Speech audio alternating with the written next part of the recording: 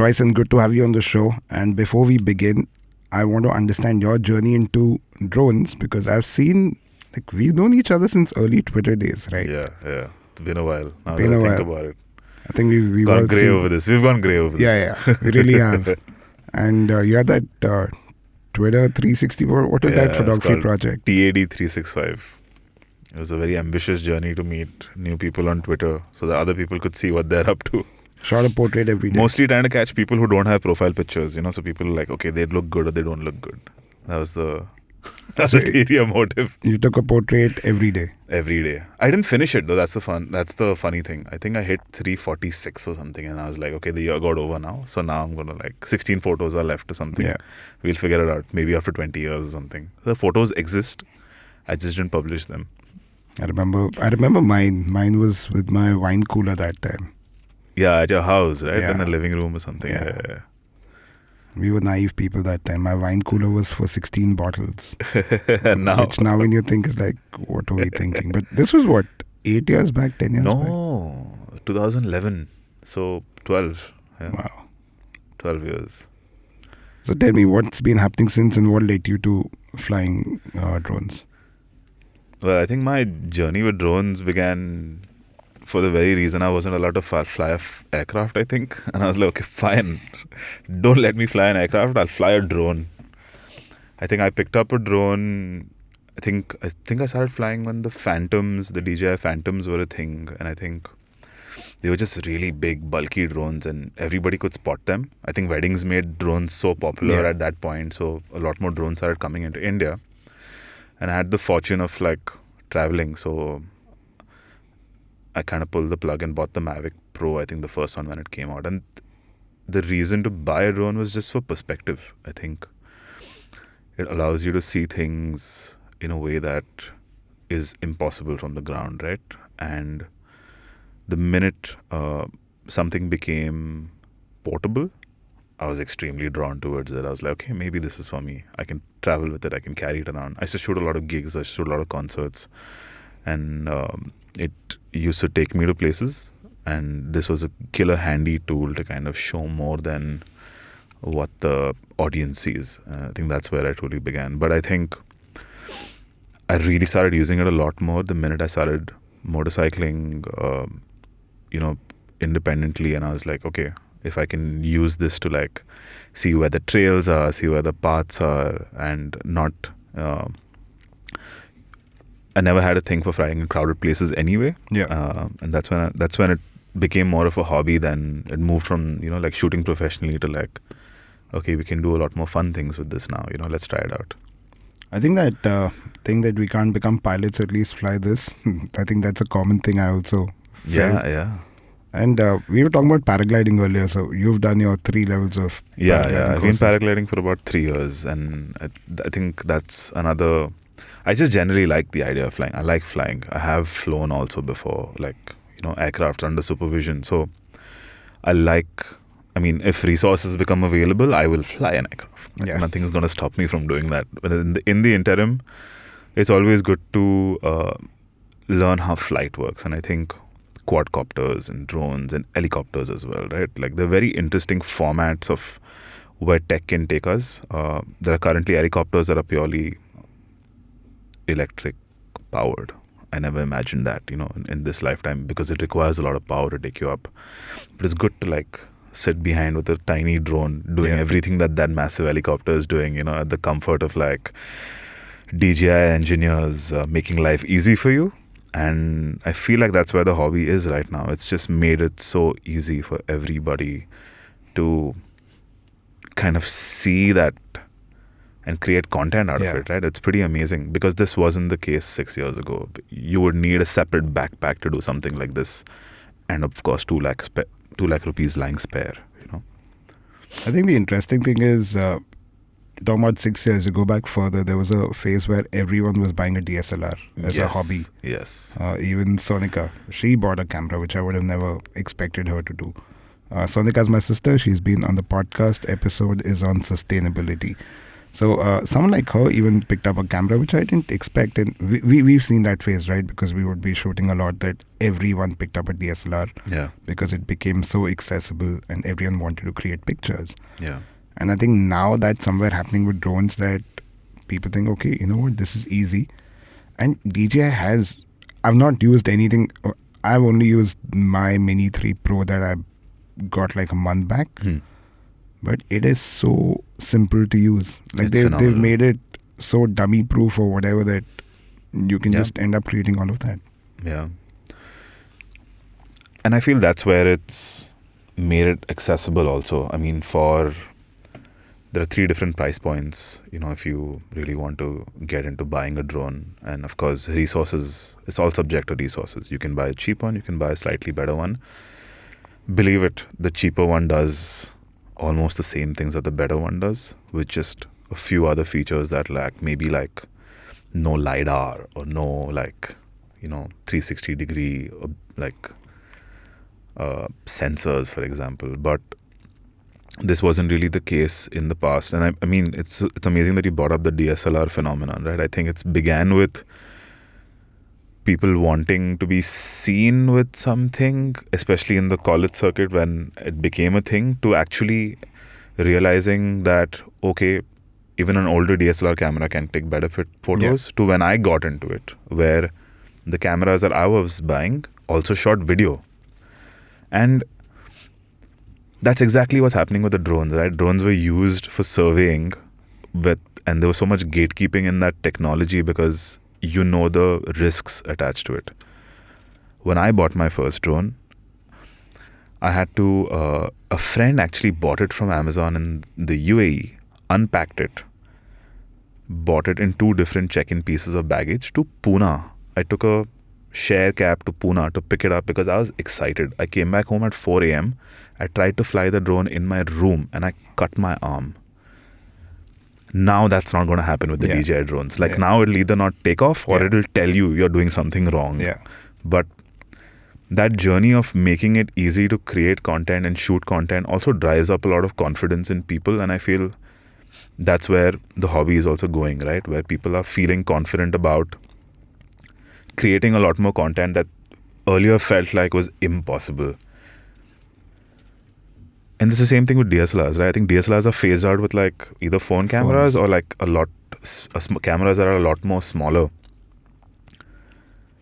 And I'm honestly really excited to where it's going to go because there are pocket-sized drones now, Yeah. The one that I have, Mini 3 Pro, that's lighter than a bottle of Spami. Wow. It's under 250, no? Yeah, 249 grams of the standard battery, and then you buy the heavier ones. It fits in the pocket. That's amazing. The Mini 3 Pro weighs 250 grams. That's lighter than a bottle of Swami tonic, which is bizarre, right? And you're talking about flying it indoors, right? Out of excitement. I got mine in Thailand and I immediately unpacked it in the hotel room, tried to fly it in the room. And this one doesn't have side sensors. Oh. So it took off with warning, with no GPS or whatever. And I'm playing around and I banged it to the wall. Thankfully, it was carpeted. Yeah. So it fell on the carpet and it was okay. But I crashed the drone right the first the day time. you got it. Yeah. It happens. And that's my biggest fear with drones, right? I feel like it's great that everyone can buy one. It's great that everyone can fly one. Questionable, but everyone can fly one. But if a drone crashes into something or somebody, it can be extremely fatal and lethal. And I really hope there's some level of regulation to control what could go wrong. I have had my fair share of crashes, especially into trees, mostly into trees. But I mean, they've gotten really good, but they're not foolproof. Any amount of buildings and construction have iron rebars, and that causes magnetic interference. Radio towers everywhere cause magnetic interference. Anything can happen. And it's scary, right? I live pretty close to the airport. I can tell you for a fact I can throw a stone in the air and it'll hit the aircraft. Imagine you can't take off, right? You cannot take off as of 2.5 years ago. Before that, you could take off. That's what I'm saying. So now, thanks to DJI and DJI working with the government, DJI mostly works with a lot of governments because they also supply to them, right? So they have 3 levels of like no-fly zones. There are different. It's color coded as well. Certain areas your drone won't even take off. Yeah. Certain areas it'll allow you to take off up to 25 to 30 meters, but it'll ask you for your details. Certain areas you can take off and fly up to 30 meters non-restricted. You still have to give your information. This is mostly around, I would say, either landmarks or like monuments. Delhi has a lot of these because they have 2 airports. Bombay is just generally Navy, Air Force, just don't bother, you know. And then you can fly essentially beyond that, provided you essentially, what's the word for it? You essentially waiver off or rather take the responsibility of what you're getting into. Let's talk about regulations since we got into it.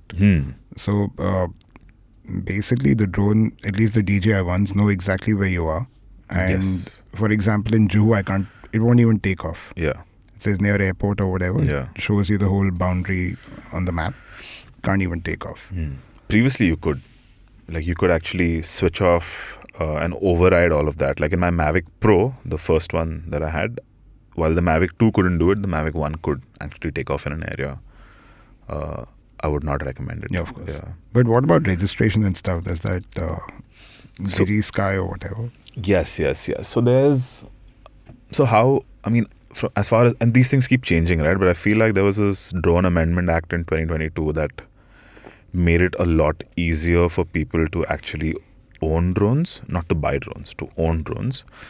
Registration is as simple. It takes 100 rupees on DigiSky app. Everyone should do it if you own a drone. And the idea is that if you do it, you're essentially saying that you're a responsible drone pilot.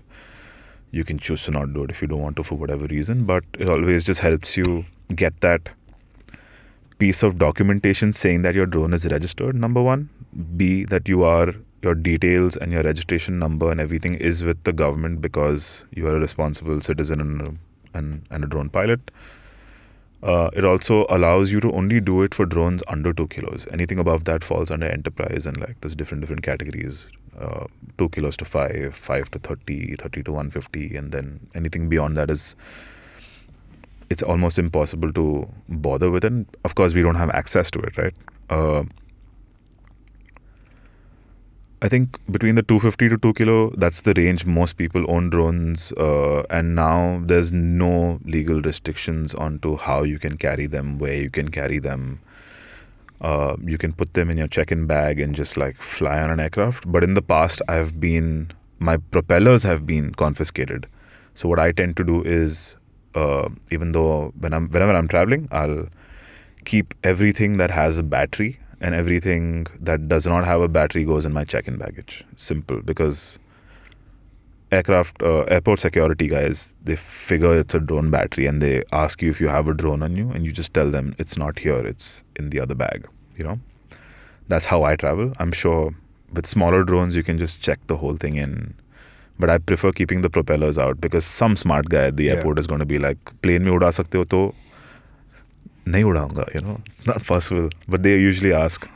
In terms of legalities, otherwise, I feel like there's a gray area in purchasing a drone in India, right? I remember 3 years ago, Ascom, they were probably the only DJI importers and dealers in India. They sold a drone to somebody, who then sold the drone to somebody, and possibly then sold the drone to somebody who was flying it at the Pakistan border. Oh, wow. Yes, okay. A drone crashed. I don't know what the drone was doing there. Yeah. I don't want to know. But it was there, right? They traced it back to Ascom being the retailer or distributor, right? They had no idea.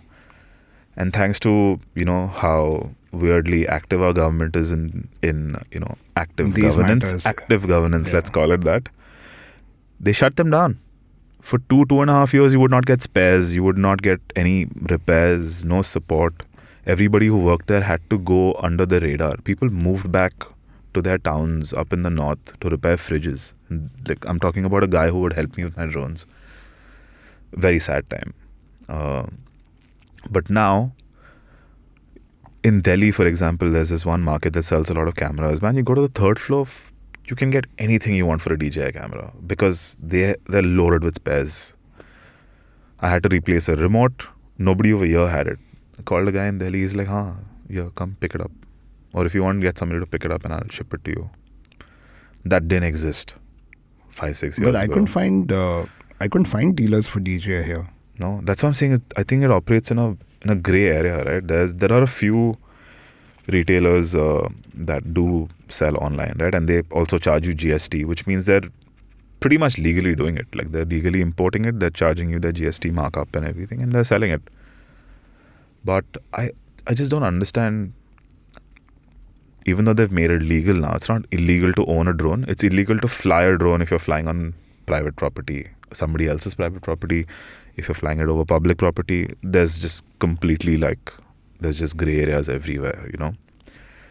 And I feel like that's where it's also important to be responsible to where you're flying, right? You can fly it on a beach as long as you're confident it's not going to crash because there's wind. You can fly it in the forest as long as you're not disturbing the sanctity of the forest. You can fly it at a wedding if you don't like the groom. You're going to crash it at a wedding. Let's be honest. Yeah. Most people who fly drones, amateurs, crash it at a wedding. Always happens. Which was your first major crash? My first major crash, I think 2017, I was shooting a festival at Roaring Farms in Malad. Festival called, I think, Control or Delete, if I remember correctly. Firstly, I was shooting in the dark. Don't fly in the night. Just don't. It's not worth it. It's just not worth it. And I was flying in a field where there were coconut trees. So I did a nice pullback shot and it hit the top of the tree and it crashed and essentially the ribbon cable broke off. It took 2-3 months. I got a spare and we fixed it. Like, thankfully, it was not a problem. But every other crash has mostly been cables.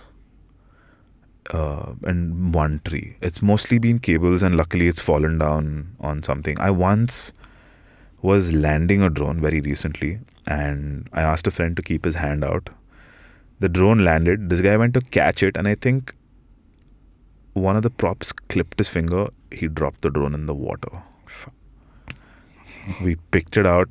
Honestly, 7 hours later, I put it in rice for a month.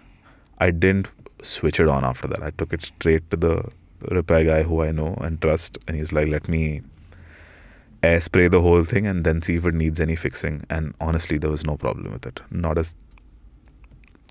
No problem at all. Now I'm very scared. Let's talk about what drone should someone buy, since you were talking about different price points. I think it depends on the purpose, right? If you are buying a drone to really create content and, you know, that's part of your life. I mean, if you make money out of that, I think you should invest in something that probably the Mavic Pro and upwards only. You can use the smaller ones, the minis, you can use the Sparks from back in the day. Every drone creates videos. You just need to know whether it suits your purpose. I would only suggest the smaller drones. I think they're easy to carry. Yeah. I mean, the best camera is the one you can use, right? I mean, there's always that saying. Yeah, always that line works. And if it's easy for you to carry it, there's a higher chance you will fly it. I don't think the small drones have any limitations anymore. As of 2022, 2023, I don't think they are incapable of doing certain things. So, like, you're right. I think the Mini 3 series right now is the best all-rounder that I can find on the internet. So my reason of getting a drone was just this, right? Like just getting a different perspective. Yeah. And things just change, right? When you get elevation, it's just phenomenal. When I look at Lokhandwala from top, I was like, this looks great. I would want to live here. The Mini 3 Pro, in my research, made a lot of sense from 2-3 standpoints. One was true vertical shooting, which is great. For video stills, it does a 40-some megapixel pictures. And it's 249 grams, which I think gets it out of most restrictions, right? That's the spot. I think up to 2 is not really a problem in terms of restrictions or licenses.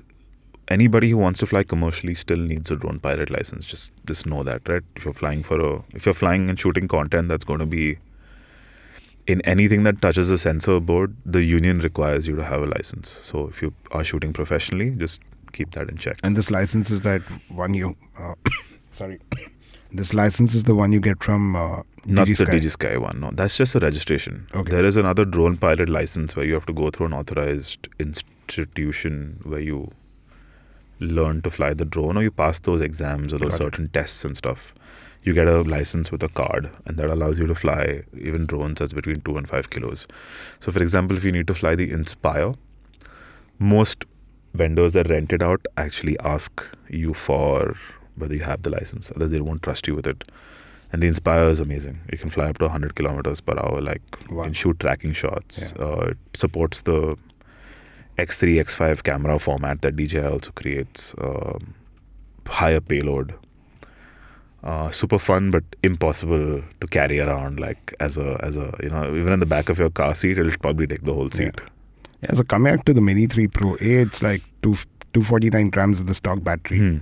I got the kit with that Fly More kit, so you get extra batteries. Yeah. And a car charger also. I think, that is so essential because those batteries run out quick.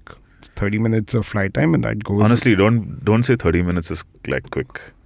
It's quick. You don't even realize. No, not really. So, for example, like the drone hobby, DJI is like walking into an Apple store and buying an iPhone and then just like expecting everything to work, right? I think the hobby began with building quads. You buy a frame, then you buy, there's no gimbal. Like you mount whatever camera is lying around, you mount it.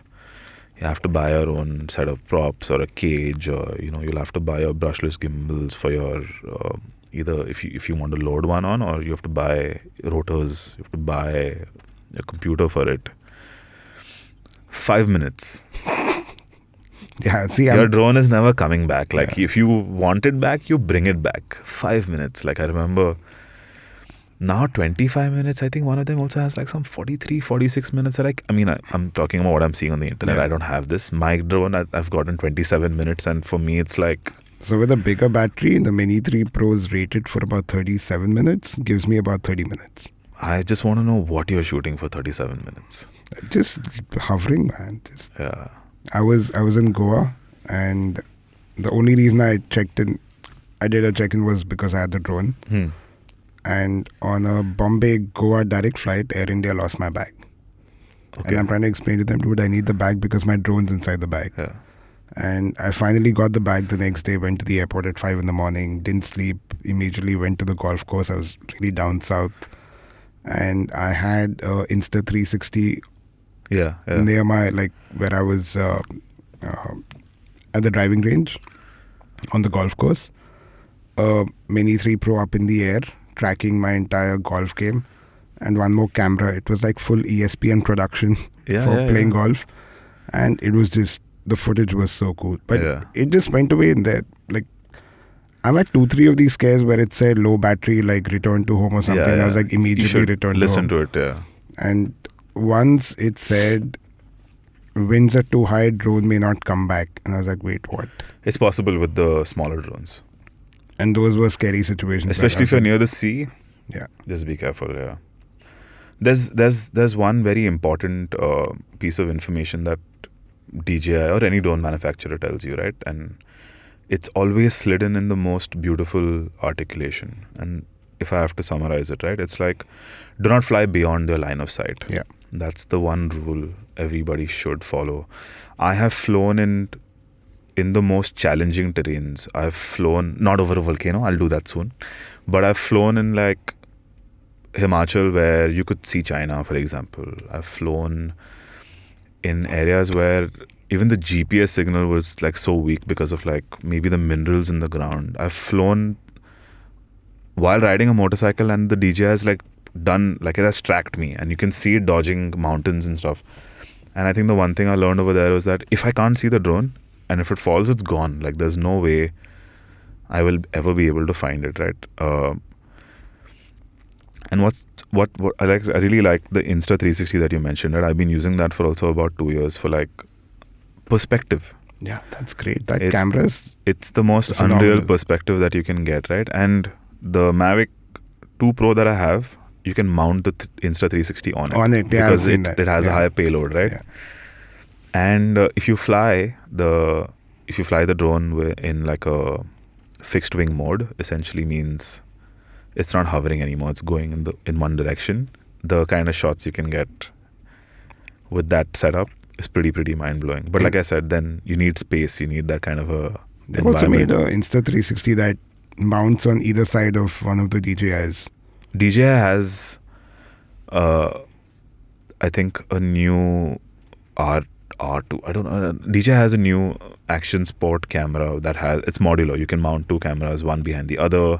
You can move them one over the other, add a screen on the other. So it's not like they've not made it to be compatible with the Mavic series, but it's like the GoPro Hero Sessions, like that size, right? And again, it kind of unlocks a lot of possibilities, and I feel that's what makes it really exciting, right now.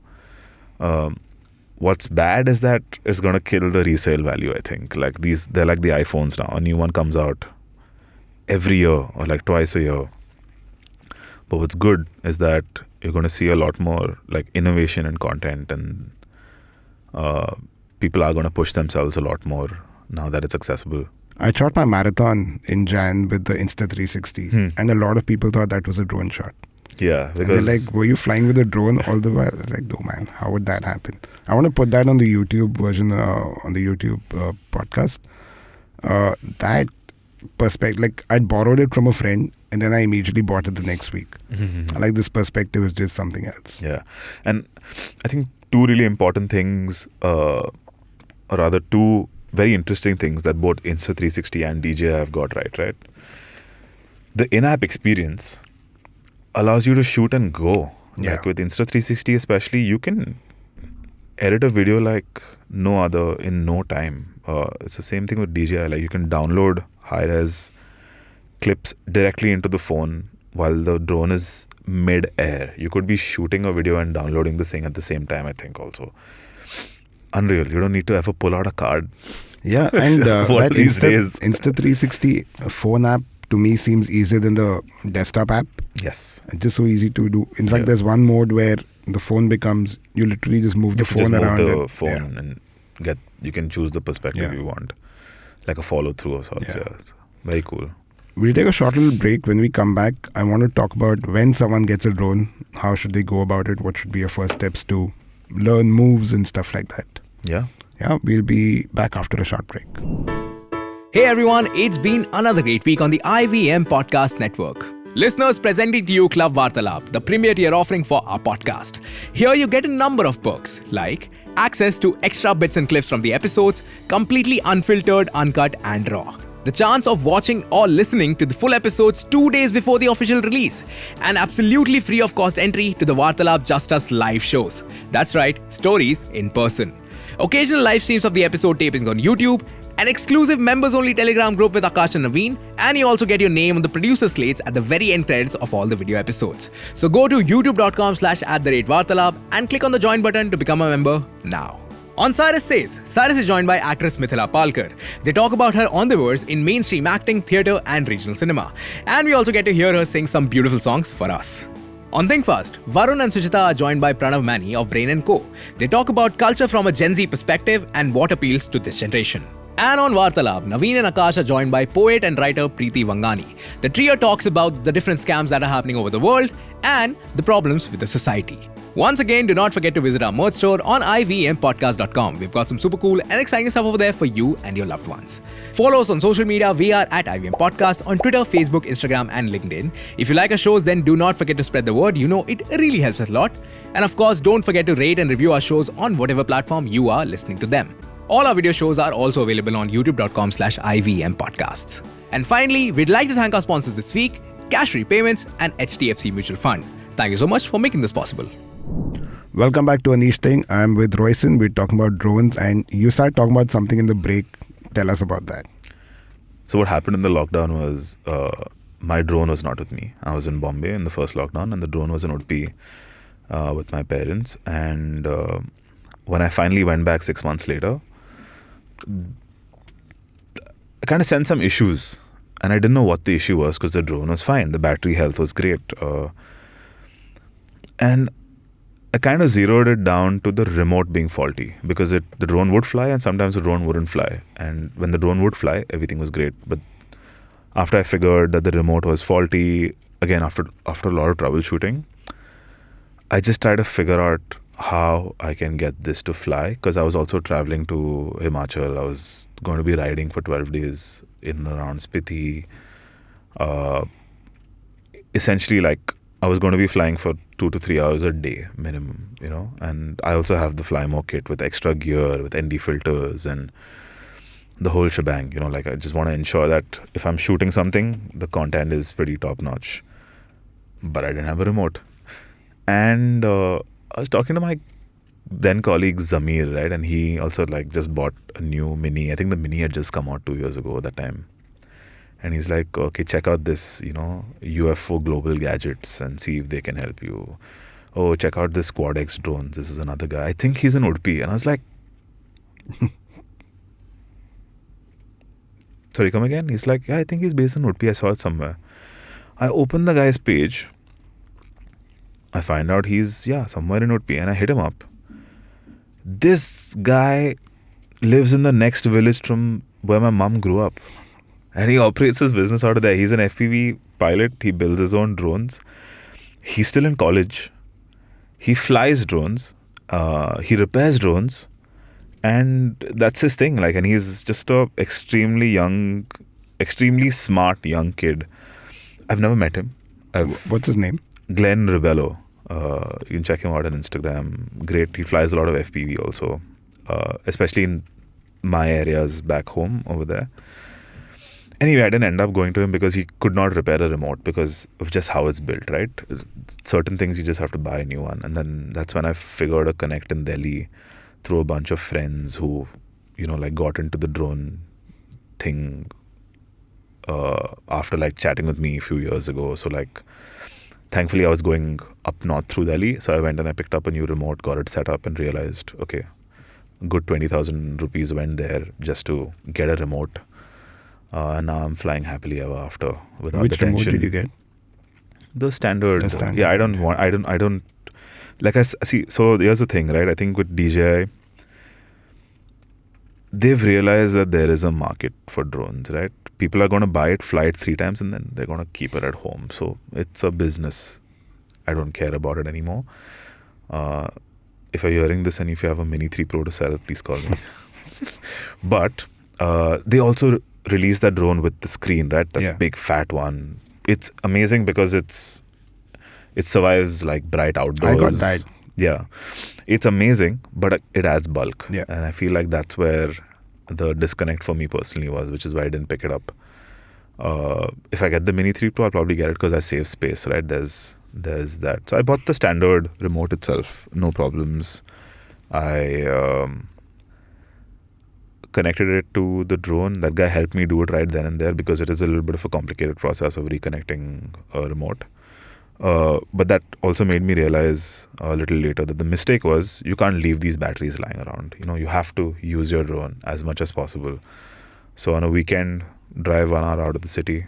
Just make sure there's no cables, no trees, no aircrafts, and I should fly a drone. So yeah, you asked me also earlier, right? I think maybe you should lead the question. Which one? Like, what should someone do? Yeah. So actually, let's talk about the drone itself. So the Mini 3 Pro in question here. One part is the drone. The other part is the remote. Now you have 2 remotes usually. One is the remote where you bring your own phone that becomes your screen and everything. And the other one is where the screen is built in. So those are your 2 options to go for the remote, right? And there's a third one as well where you can fly it from the phone itself. But that's not on all the drones, right? That's not on the Mini 3 Pro. I'm not sure about this, but I've also flown my drone without the remote, the Mavic 3 Pro, when the remote wasn't working. Yeah. There's a way to use Wi-Fi. There's a switch. There's an RC and a Wi-Fi switch on your drone. The one I have at least. You can switch to Wi-Fi and then... And what's the range like on that? Okay. I hope the cops aren't watching this, but I've flown in the lockdown a friend's Mavic 2 Pro from Kurla to Sion, which is 6.6 kilometers, and gotten it back on a no-wind day. I think one thing I think a healthy change in my life is because of paragliding. I start looking at the weather very differently. I look at the wind, the direction, the season. Every day in the morning, I'm like that. Before that, I would use that to go fishing. So using the weather app, I feel, is a great way to figure out whether you should be flying. And that's the one thing I'd highly recommend everybody. There's Windfinder, there's Windy, AccuWeather if you don't want to complicate it. So I picked up, so the Mini 3 Pro I picked up was with the screen. I just thought it's more convenient that way. Yes. And the other factor was that, okay, but the iPhone or the Pixel has a brighter screen, but 5 minutes in heat and sun, that brightness anyways goes down. So that screen and the remote screen seems to be the same. Yeah. Now, when someone gets a drone, what are your first things to practice? What would be your first beginner moves to practice? Yeah. I think once someone gets a drone, it's important to know what's in the box. It's important to keep a separate pair of propellers because those things are the first things that break. It's important to keep them in a cool, dry environment. You just don't want any kind of moisture messing with it, especially in a city like Bombay, right? Where you're not going to be flying your drones for, maybe months together sometimes. Once you take off, I think it's important to fly within 30 meters. Do not mess around. Go to an open field.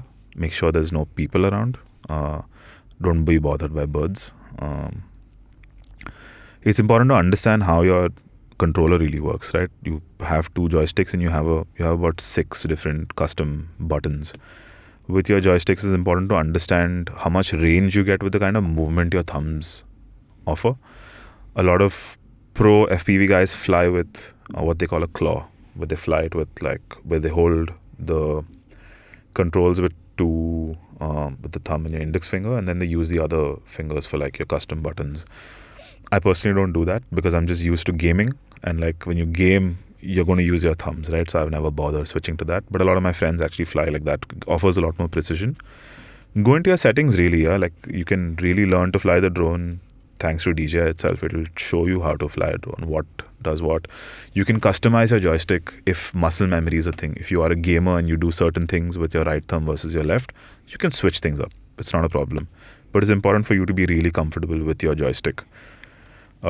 Thankfully with DJI, I think all the remotes have the same size and the same joystick feel for the Mavic series at least. With the Phantom, they get slightly bigger, more bulkier, better ergonomics. It's important to fly up, fly down, fly front, fly forward, go round and round, and then start using compound motions. That's where you'll start really getting better, where you can really bring those perspectives that are driven by your own creativity. If you consider yourself as someone who's not creative enough, which I kind of disagree, everyone is a little creative, you can use DJI's intelligent modes. There's quite a few of them, right? You have the orbit, which literally just goes up and then goes round, so it does it for you. You have the helix, you have a follow through, you have a chase mode, you have all of these features with even demos that the app itself provides you, right? And that's a great place to start, provided you have the space. Again, never try that in an environment where there could be obstructions, because that could really end badly. Not for you, somebody else will get hurt. And that's the last thing you should do, because these things... I have seen a video of a drone getting stuck in someone's hair at a wedding. I saw there was some video of one of these singers, Bollywood playback singers, getting hit by a drone on the stage. Oh, I would love to see that. These things are real. Those intelligent modes are actually pretty cool. I've been using those because, again, let's say you're doing an activity and you want the drone to just figure things out. So DJI has these quick shots, which are smaller ones, and then they have this master shot thing. At least on the Mini 3 Pro, it'll analyze your entire situation. Yes. And say that, okay, drone's going to be in the air for 2 minutes doing its own thing. Yeah. And it's bizarre how good out of the box result you just get. It's amazing. It's purely a tech play, I think, at this point, right? You have the hardware, and these guys are just going to iPhoneize the whole thing. I mean, I just love using that and hate using that word at the same time. But I think what drew me more, I don't use intelligent flight modes unless I'm sitting with somebody and doing something I'm not supposed to be doing while flying. The time-lapse modes. Yeah, You can I was also plot gonna come to that. waypoints. Yeah, that is crazy. You can plot waypoints and shoot dynamic time lapses. So Yeah. I think that's the only time I wish I had better battery life. Okay, that blew my mind. Basically, you can exactly map out where you want the camera to go, what speed this, that, Yes. and it'll do a time lapse. It's incredible. And you can, how many photos you want to take Yeah. as well if you want to like manually edit them later. And it'll do JPEG plus RAW, like Yes. everything. It's just, Yeah. And of course, like any good camera would do, you can also manually adjust Yeah. your aperture or your shutter speed, for example. Does the Mini 3 Pro have variable aperture? Yeah, it does. Okay, that's I think a one big upgrade that the Mini 3 I has. think they've done a bunch of things. One is true vertical. The sensor, I think, is different. They've added variable aperture, and they've added more sensors. The only thing it doesn't have is the side sensors. It's got front, It's back. odd, right? Like, why would you not add that? Yeah, that's Why- the only time you'll crash. Like that's a But it has bottom sensors. Yeah. It has top sensors. Yeah. And front and back. Yeah. But no side to but side. no say. Somebody pissed somebody off in the office. This is a classic case of that. Like, let them buy the Mavic if they want that. So I was seeing a lot of like again, YouTube is one resource that I Yeah. use for all of this research. A lot of people who've got the bigger drones are still using 3 Pro just because of accessibility and ease of flying. Now that it's got these kind of features, even the still modes, 360, this, that, Yeah. They're damn good. it is crazy to imagine that you can fly something 250 grams up in the air and get a full 360 thing Yes. stitched and ready and transferred to your phone. In like a minute and a Yeah. half or something. So I use the pano modes a lot. Yeah. Like the vertical pano and the wider pano a lot. I love using that. I also print a lot of my drone photos, which is why I'm like such a like a fanboy of DJI. Like this, Yeah. they've just made life easy, right? I would never be able to. So as much as I love shooting drone videos, I love photographs as well. Especially photographs of like where you can draw perspectives, where there's like a tree and a mountain, or like a lighthouse and a beach. Like it doesn't matter. I love printing them on really good quality paper. And any of my friends who really have the real estate to put it up, I honestly give it to them for free because I just want to go to their house and stand and look at it. Because that's where I think scale really comes to play, because that's not something you see on a format like print, which is shot on a drone. Like these kind of photographs never made it to people's walls. It really, really, really amuses me all the time to just see something like that on a big scale, right? And I think one, like you also mentioned earlier, right, when you were asking me what should somebody do when they get a drone, shoot. Yeah. Shoot. In fact, Don't. I'll show you one still picture I got in Goa this time.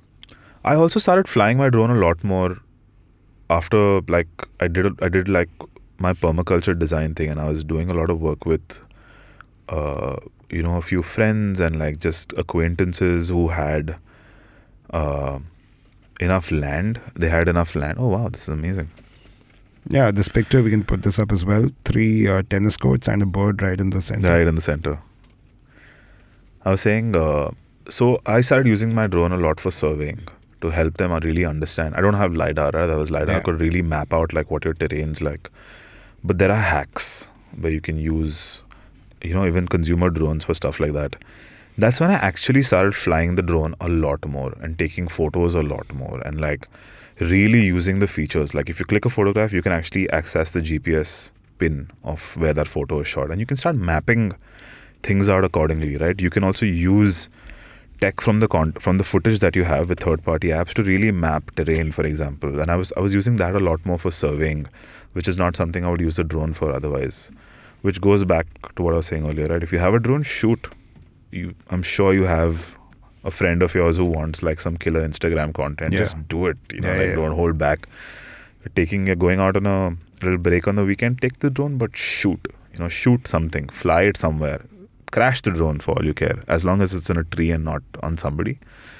But and I'm very guilty of this, right? Of like owning drones and not flying it just because of whatever bandwidth reasons or work reasons. But my only thing for people who own tech like this is to really use it. And if given the opportunity, support somebody who really needs it. Like there's always somebody who needs photos of things. Like I remember a friend of mine who used to run a resort in Goa was like, listen, please, can you come here? I need a favor. And I was like, what? I want to see what my neighbor is doing. And knowing her, Yeah. I knew it was not for a dodgy reason. Yeah. She's like, no, this dude is actually building illegally because you can't see it from the road. Oh. And he's going to start putting bore wells. And if he puts bore wells there, this village is not going to get the water. And I gave her the photos, and successfully, like, she got that guy to stop work and all. I'm not saying go to Goa and like ask people like, exactly. hey, do you have a neighbor who you want to spy on? So, No. You know Shweta, right? Yeah. So one of her friends who's a interior designer, I've told her, I was like, all the properties you're doing for Isprava, take me. I'll do all the pictures, man. Like, why not? Yeah. It's always fun to also shoot in like varying situations. I feel like that's where the real fun is. Again, I'm tired of shooting on beaches. I'm done. Yeah, for me, it's now, I need like more challenging, stimulating environments. I just shot so much on the beach. It looks like I've gone to the beach for the first time. All my Instagram is turning out to be that right now.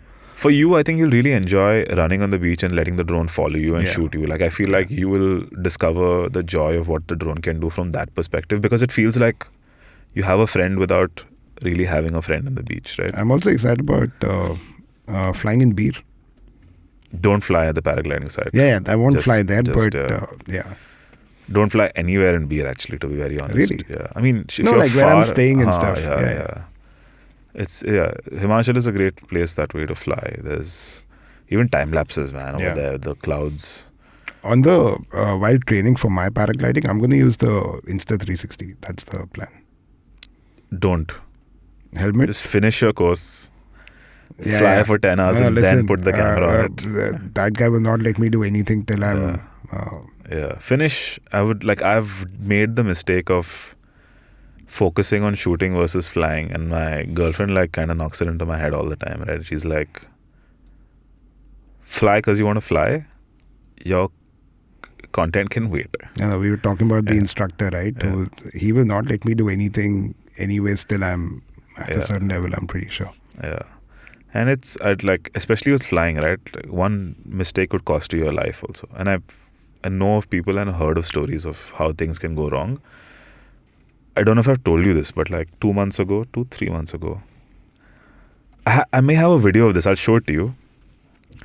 I go very ghetto with the way I mount my cameras. It's pretty unsafe, but I do it because I've gotten to a point where I can, right? While I was putting my Insta360 on, my iPhone fell out of my pocket from the height of 1500 feet. This very phone in this case, and this is all the damage that happened. It took me 4.5-5 hours of trekking in the middle of the, at 8-9 p.m. pitch darkness on top of a mountain to find the phone. But I think the takeaway over there was that if you're flying, fly. How do you find the phone? Here's why I hate the iPhone. Do you know that to Find My iPhone, you need another Apple product? Yeah, you can't. Yeah, of course. So I had to wait for another Apple product to come to be able to use it. It was on. The network was on. It was beeping. Figured it was on top of the mountain. Had to drive all the way up. Had to trek all the way down. Just happy to be alive, I think, at this point. But I already thought of this. The camera has to be there has to be a lanyard on anything I'm flying with. It has to be tethered. Yeah. But with paragliding, Insta360 on your helmet is a bad idea, because the chances of your lines hitting your helmet are a lot higher than if it's mounted, say, on your shoe or on your thigh. Yeah, shoe thigh, whatever. So those are probably better ways to do it. But like I said, I mean, if you're going to learn, I've been told, learn, fly, and then figure out what you want to do with the camera. Since we've spoken so much about the Insta360, the company is called Insta360, and they make a camera called the X3 that we are talking about. It's got 2 lenses, 2 sensors, does 360 video, really, really cool.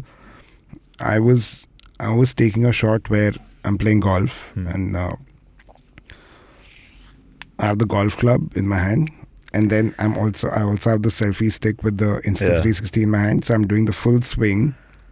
And I was like, okay, this will capture as close as the club will get to the ball. And I take the full swing. I don't realize I didn't anticipate that because of that much velocity, the selfie stick would just open up more. Yeah. And the Insta360 bangs against the ground. Okay. And I was like, this would have shattered the lens for sure. Nothing happened, Yeah. thankfully, but yeah. No, That that was a scary happens. I mean, you could be in it for the culture, you could be in it for the shot, but Yeah. at some point you're going to break your camera. I think on the topic of like, using your cameras and mounting it, you could be in it for the culture, you could be in it for the shot. At some point you're going to break your camera, Oh, you and will. you have to be ready for it. I'm very cautious. I use the Insta360 a lot when I'm motorcycling mostly, because you can do the kind of stuff that you only see in movies with something that small. It blows my mind every day. It's usually in my bag, like the camera. I just keep Same. it. I just never use it as Yeah. much, but it's just there. For me, I think the chase is now, even with flying drones, right, is what next? What next? What next? It's always that. If I've shot something similar, I'll just never pull the camera out anymore. I never take my drone also anywhere. In this year, I've probably flown it once. It's just lying there. And I think that's where it, like, I keep trying to knock it into my head, right? If you have something, use it. Just all of the photography gear, man. I remember you gave me that lens also. Like, Yeah, it's kept in like Sigma Sigma 7200. 7200. Yeah. I still have it. And But I still have all my Nikon lenses. yeah, need I to still sell have. those. No, I sold some of the gear that could get me money, right? Yeah. Because I was just not using it. But some of it just has sentimental value. Yeah. So I've kept it, and I keep telling myself, and while I'm like telling you, like, use it, I don't use it, and like I'm always guilty of this. But with tech, like, new drones, Yeah. if you don't use it for a year and a half, it's a sunken investment. So you should always use. There's a very interesting thing a very drunk friend of mine once told me 5 years ago. He came up to me, and this is when DJI launched the the goggles, the Yeah. FPV goggles. You can use it for FPV, but you can use it otherwise also. But FPV goggles are now. Back then, it was just the headset, Can we right? just talk about what FPV is for people who may not know? So FPV is first-person viewing, technically, right? FPV is, I think the word came about mostly through gaming, because you'd play FPV games where Yeah. you feel like you're the guy who's going out there shooting, and unlike America, you're doing it at the comfort of your house. Too soon? No, it's fine. And it's very mentally stimulating. It's very it kind of fully sucks you in. I think FPV drone flying is also where the culture really is at, right? DJI and all is great, but like people who do it for the culture, because it takes a bit of skill, a learning curve. There's a very strong community you need to. I also want to Build touch and upon survive. that, where you're building your own stuff, right? Yes. So the FPV drone community, I think, is honestly probably one of the tightest communities that exists in India, or even around the world, right? They're there for each other, they support each other, they're there to help, they're there to learn from each other. A lot of them usually are engineering kids, because that's what they learn in school. They're very good at it. I am not. But the kind of shots that they get, it's almost impossible to get it from your regular, quadcopters. DJI has a FPV drone, Yeah. which is slightly consumer friendly, which also works with like a remote that you can Yeah, use, the like Avatar or whatever. Avatar. It's called comes the with DJI remote. Avatar. I probably will pick one if I have some spare cash lying around soon, because it just makes it easy for somebody like me to get into it. I do have the Kida to build Cine Hoop kind of FPV drones and fly it. I just don't have the sheer interest into spending that much time on doing something like that, right? So FPV essentially allows you to kind of get that first person view, that swooping kind of shots. You use FPV goggles because you are seeing what the camera is seeing only at all times. But when you're flying with other drones, you can always look up, look down, look left to right, side to side. With the Inspire, you can also, two people can fly it. One person's a remote pilot, the other person's controlling the camera, because the camera has full range. So with FPV drones, the margin of error is very little. You're flying in environments that are supremely tight. It requires a level of skill that comes with a lot of practice. And talking about practice, my drunk friend has none. So he came up to me with this very smart idea. He's like, bro, let's get a drone. We'll timeshare on it. And my immediate response was, with you, no. But I went back home and I was like, that's not a bad idea. Like, if I trust you and your capabilities of taking care of gear and flying it, and you're a good enough friend, I'm happy to timeshare. Like, imagine timesharing on a 1.5 lakh rupee investment where both of you are happy, both of you will take care of it, both of you reap the benefits because you need to use your gear. And when you all sell it, you'll split the profits, I guess. It's a great idea. So if you have a friend who you trust, and there's very few of those around this, around this time. Who you would trust with taking care of the equipment? With me? No, generally, like to find that person who will be as careful as you would The person needs to be as interested. Yeah. I think that's really, really important. It's much like any other thing that you really care about personally, right? The chances of somebody crashing a drone over misusing, like getting a scuff on a regular camera is maybe 500% higher. So I think both of you need to have you need to set terms. If you crash it, you need to buy a new one. If you crash it, you buy a new one. Or you fix it, sell it, and then buy a new one. I feel like that's a great place to start. Tell me this whole FPV community you were talking about. Where does one find the community? Are there Instagram pages? Like, what's the scene? You need to follow drone pilots and then see where it's at. It's not like it's not like put in your details and sign up and like we meet every weekend. Yeah. It's not like that at all. They're just individual drone pilots who keep the community alive because they're in it for keeping it alive, right? They like drones, they like tech, they like building, they like repairing, they like problem solving. Quidditch is one company that essentially started providing drone solutions for productions. So if you were shooting a movie, they would provide a drone, whatever payload you want. If you want to load a Komodo, a red Komodo, any camera. Now you can even load the Blackmagic cinema cameras. A lot of them prefer using those smaller, lighter cameras because you can use smaller drones. Quidditch was essentially, I remember when I had started, I was looking up to a lot of what Quidditch is doing just because, the affinity to like production and content, being in that business. They were doing this far before DJI Mavics were a thing, right? They were building drones, they were shooting events. They pretty much do some of the biggest like sports productions. Drones is a small part of their business now. But thanks to them, I kept getting introduced to like a lot of different people who fly drones and people who repair drones and people who really want to keep that community alive. Not for the glamour of it. There's just like, they like doing that. Another friend of a friend who runs SB Music, this guy called Ashish Modasya. And again, I'm talking 8 years ago, right? Got into the hobby, loved building his own drones, would fly it at a park nearby, and then just got into the hobby of building quads, smaller quads, Now, things have become a lot more accessible because you can figure a way to like buy stuff online, get it shipped, figure out a way to like not label it a certain way.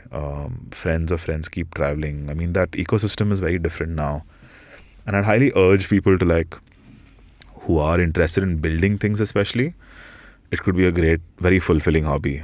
You will lose a lot of money. You will crash a lot. But I think the sense of fulfillment of flying something you've built, for me, I don't think anything has come close to that. And I built a very small Cine Hoop style drone. Like it had a cage, very small props, 5 minutes flight time. It was about this big. So it's about like 6 inches by 6 inches size.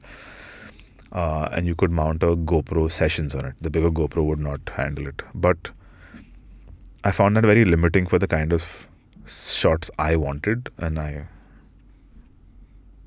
stopped, talking caring. of going back to the Mini 3 Pro with the new firmware update, you can really slow down the acceleration, what they used to call the tripod mode earlier, I think. Yeah.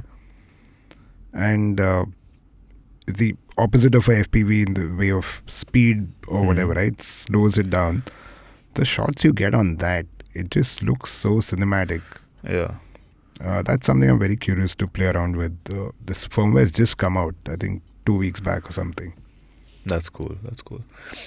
I think with drones, right, especially if you're shooting for content for Instagram, I think there's always the the added opportunity of using sound design to make your videos really shine, right? So you're shooting in a forest, your drone's gonna capture sound that sounds like ass. You know, you have to use a good sound library. You need to invest in that to make your edits really shine. Instagram, you can use Instagram music now and make life No, easy. when I did this for one of the Goa stuff at the golf course, I got nice background bird chirping sounds. Yeah. Got a library to download all the golf sounds. And then I realized I had like some 5,000 views on it. And I was like, damn, this is doing nothing. No one cares about one dude playing golf by himself in Goa. But yeah, we're going back to that, right? I don't think, like, I always tell people that, like, with tech and with gear, like, it is a hobby that requires a lot of building skill, and I've learned it the hard way. Never get into it for the clout. Yeah. I've seen so many people buy really expensive gear and then really fuck themselves over for whatever reason, right? Because it's not out of the box. It allows you to do stuff out of the box, but that should never be a limiting factor to, like, I think just creating more. from a hobby standpoint, just to get all those videos together and then do the whole sound design for it, that's like, again, just fulfilling. It's very fulfilling. It's like You need to be in it for the product, right? You need to have that kind of vision to, like, get there. Doesn't mean that's the only way out. You can fucking shoot videos and, like, upload it on stories and, like, you know, send it to your friends and, like, have just a great that final time. quality, I'll show that to you as well. It's like, it's impossible to think you can do that by one person. One person. And that's it. The buzzword is AI, I guess. Like, everyone in this office keeps talking about it also. Like, I'm sure fucking AI can, like, make...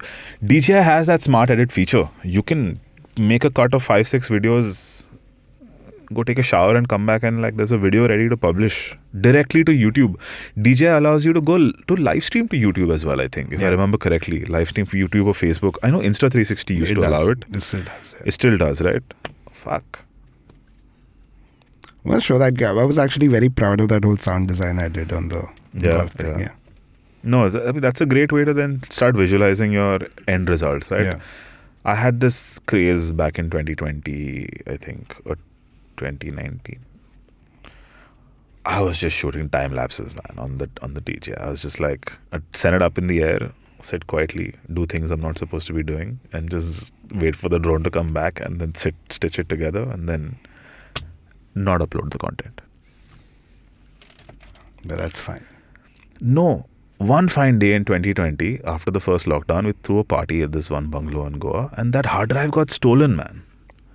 Someone stole 4 a hard drive. drive. Someone stole a hard drive. What kind 4 of years what kind of, of like... friends do you have? I'm pretty sure that person was not a friend. It's probably somebody who ended up over there. It was a nice lacy, one of those orange colored, fucking got stolen, man. 4 years of drone footage from pretty much like some 14, 15 countries has gone, vanished. Like, I don't have it anymore. And this was the Mavic footage. So I have a lot of vertical videos. I used to shoot vertical almost exclusively for 2 years. Gone. Learned the lesson the hard way, and I've not improved on it. There's still another new hard drive with footage that I've never put out. But I'd love to. I'd love to sit someday and just, like, share your audio library with me. Yeah. I'll make, like, birds that, chirping sound like golf clubs. I have that Envato Element subscription. Perfect. That has bunch of perfect sounds available. That's great. How much does it cost? The subscription? Some $20-$30 a month. And just for sounds, or you get the everything. template library and everything. The whole shebang, like full, website. Full. Right from, not that I require WordPress themes, but everything. Oh, the good old days. Yeah, good old days. Everything sounds, all your things for Premiere, LUTs, everything.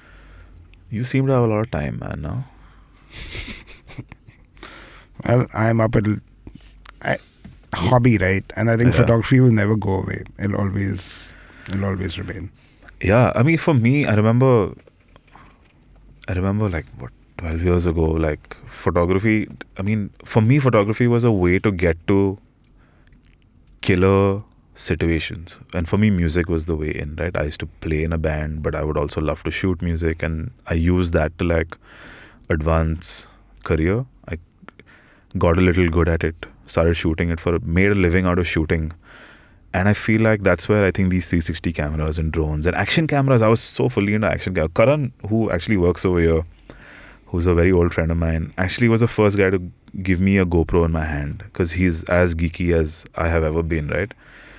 It really unlocks the potential of what can be seen and shown. Today we're living in a day where you can literally order and it comes home, man. Like, I've had to hustle so hard to get drone gear to India. Man, it's no. Like, now you're saying you still bought yours from Thailand, I guess, right? And I think if it's below a certain value, you don't need to pay customs or anything also on it. Back then when I got mine, illegal, like straight illegal. Now it's not, but back then it's like not allowed. Why? I don't know. But it's not allowed. Yeah. Great time to be alive, I think, right now. I mean, if you don't consider the current government, but yeah. In fact, I got the iPhone 4S recently, 3 months back. I have one at home. I have the 4 and the 4S. I have both. That 4S pictures it's on my are desk. just great. It's on my desk. And people ask me, like, why do you have this one, this particular one? I was like, this has to be the best fucking iPhone that ever came out. Yeah. The 4S, and even the 5 SE. Yeah. I quite like that also. So right now 4S has just made such a big comeback. Pictures look phenomenal. It's got that filmish look now. It's difficult to use because it's slow. It's great. Slow. Yeah. It's slow. Which is good. Now it gives you that little... Okay, fuck. I'm doing that this weekend. I'm going to charge that thing. You still need that 16-pin charger or whatever. Yeah. I have that, so I think I have It's fun. Any other tips or any other things people should know or keep in mind as closing remarks? The only closing remark is discover the world of possibilities yourself. Yeah. Honestly. Don't... I think in today's day and age, you can like log on to YouTube and learn about your device in under an hour and figure how to use it and learn to fly it. Treat it as a hobby where you're passionate about it versus, this is the next cool thing to do. I think I got into it because it was the next cool thing to shoot with, not the next cool thing to own. It took me 7 months of saving up to buy my first drone. I can tell you for a fact, these things are not cheap. And when they fall or they crash... I know. I felt that, I felt it even 7 years later, like, but I feel like don't limit yourself to drones. If you're watching this just because Aneesh asked you to, you can buy other things also. Yeah, of course. There's a lot of nice, expensive things around the world that you can buy and get into and then stop using. We'll talk about all of those as well. Roycin, what are your social handles? I'm at Roycin, Roycin. On Instagram and Twitter? Instagram, Twitter. You're still active on Twitter?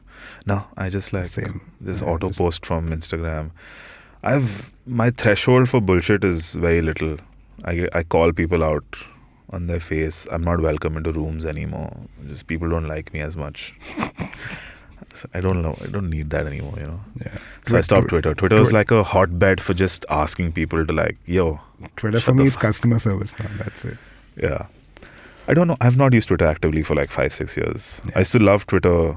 I used to love Instagram. I fucking hate it now. I don't know, man. I don't know what the next thing is for content. Like, I think everything is driven by distribution now. My only gripe with Instagram is the importance vertical has gotten now.